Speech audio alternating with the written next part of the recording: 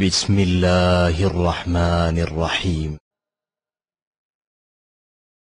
لا الہ الا اللہ محمد رسول اللہ۔ شیطان کے کام کیونکہ غلط ہیں، نام تو شیطان کا ابلیس تھا کیا اب بھی ہے، کام ایسے تھے کہ اس کو لقب کیا ملا، بول لو بھائی کیا، شیطان، شیطنت کہتے ہیں سرکشی، ہٹ دھرمی، ضد، بغاوت۔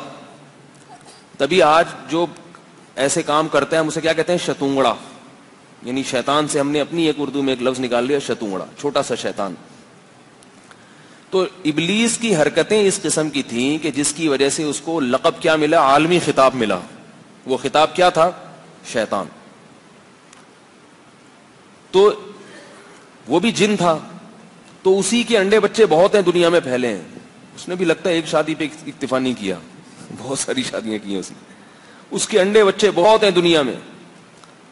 تو نیک لوگوں کو بھی چاہیے کہ وہ بھی زیادہ نکاح کریں تاکہ ان کی نسل بھی اسی حساب سے بڑھے۔ شیطانوں کی تو بڑھ رہی ہے، انسانوں کی کم ہو رہی ہے، تو معاملہ خراب ہو جائے گا، گمراہ کرنے والے زیادہ ہوں گے، ہدایت پہ چلنے والے کم ہوں گے۔ تو اب چونکہ جنات کی طبیعت میں سرکشی ہے، وہ انسان کو گمراہ کرنے کے پیچھے لگے ہوئے ہیں۔ ایک تو اصل ابلیس ہے جس نے آدم علیہ السلام کے سجدے سے انکار کیا، ایک اس کی نسل ہے۔ اس کی نسل میں کم سے کم ایک جن ہر آدمی کے پیچھے لگا ہوتا ہے، ہر ایک کے پیچھے، سوائے محمد صلی اللہ علیہ وسلم اور پیغمبروں کے۔ نبی نے فرمایا کہ بچہ پیدا ہوتا ہے اس کے ساتھ جن ہوتا ہے، جس کا کام کیا ہے، اس کو جہنم کی آگ کی طرف لے کے جانا۔ اور وہ کیوں کر رہا ہے، جیلسی میں، حسد میں، کہ ان کے دادا کی وجہ سے میرے دادا کو جنت سے نکالا گیا تھا۔ یہ قبائلی جنگ ہے ہمارے اور جنات کے درمیان۔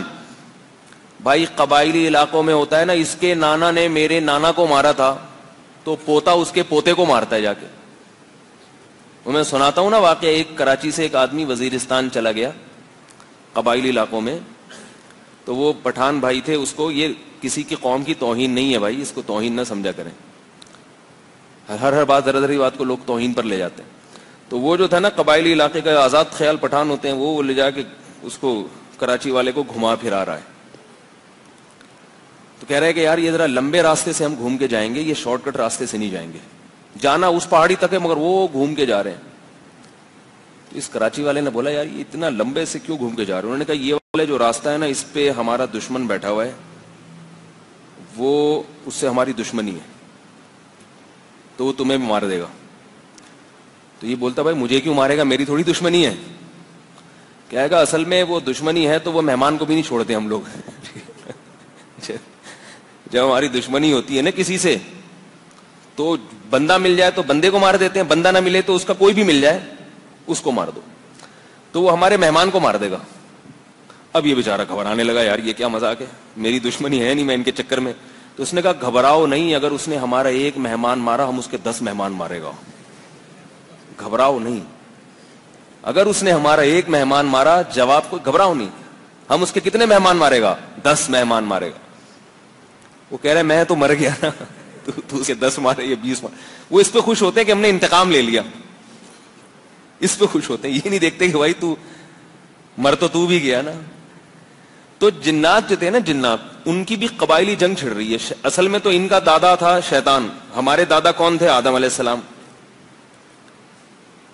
تو جو شیطان ہے نا، اس کے بچے جتنے ہیں ان کے دل میں جیلسی ہے، حسد ہے، کہ انسانوں کے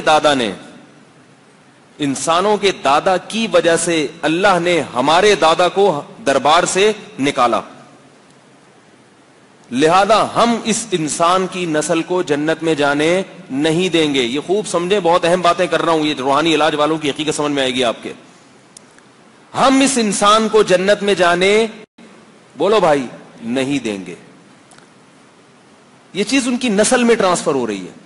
ہاں ان میں بعض اچھے بھی ہوتے ہیں، کیونکہ کافروں کے گھر میں بعض دفعہ مسلمان بھی پیدا ہو جاتا ہے، تو بعض جنات ایسے ہوتے ہیں جن کو اللہ عقل دے دیتے ہیں، وہ اسلام بھی قبول کر لیتے ہیں، وہ اچھے بھی بن جاتے ہیں، لیکن اتنے اچھے نہیں بنتے کہ آپ کو فائدہ پہنچانا شروع کر دیں، یہ بھی ذہن میں رکھیں۔ کیونکہ یہ روحانی علاج والے یہ بھی کہتے ہیں کہ ہم جنات سے کام لے کر آپ کا کام بنا دیں گے، تو جن کام بناتا کبھی نہیں ہے، اتنے اچھے ہو جاتے ہیں کہ نقصان پہنچانا چھوڑ دیں. جن اتنا اچھا نہیں ہوتا کہ آپ کو فائدہ پہنچانا شروع کر دے. سمجھ رہے ہو؟ کیونکہ ایک چیز اس کی نیچر میں نہیں ہے. اس کی مثال ایسے ہے جیسے یہ جو آپ نے جنگلی بھینسا دیکھا ہوگا, یہ جو بولف کہتے ہیں نا, اس کو فائٹنگ ہوتی ہے, اس کو آپ گراؤنڈ میں لا کے چھوڑیں, اس کا کام ہے ٹکر مارنا. جیسے ہی چھوڑیں گے وہی مقابلہ شروع کر دے گا. تو جنات کی فطرت بھی ایسی ہوتی ہے, اور ان کی نسل میں یہ چیز شامل ہو گئی ہے کہ اس انسان کو ہم نے جنت سے نکالنا ہے.